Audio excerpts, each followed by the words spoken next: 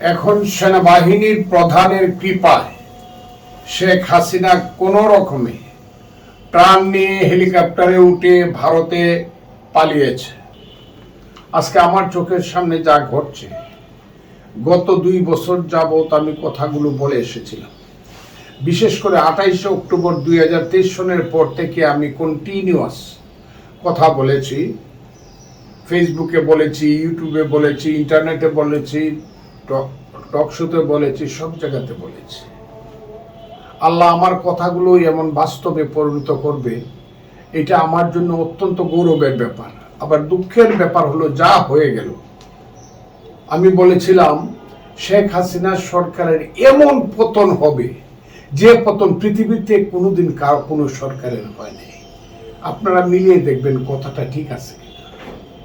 কারণ এই ধরনের পতন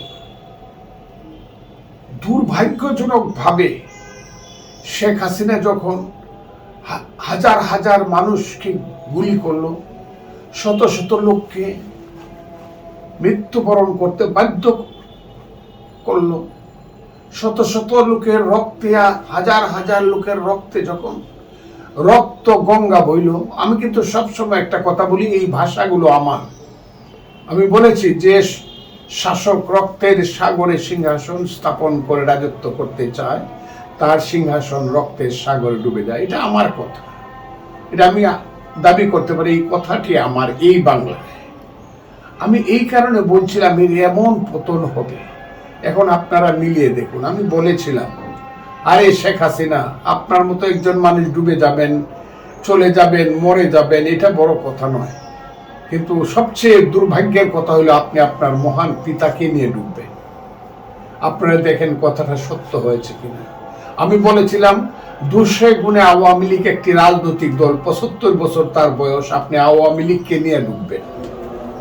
দেখেন কথাটি মিলেছে কিনা। এখন সেনাবাহিনীর প্রধানের কৃপায় শেখ হাসিনা কোনো রকমে প্রাণ নিয়ে হেলিকপ্টারে উঠে ভারতে পালিয়েছে।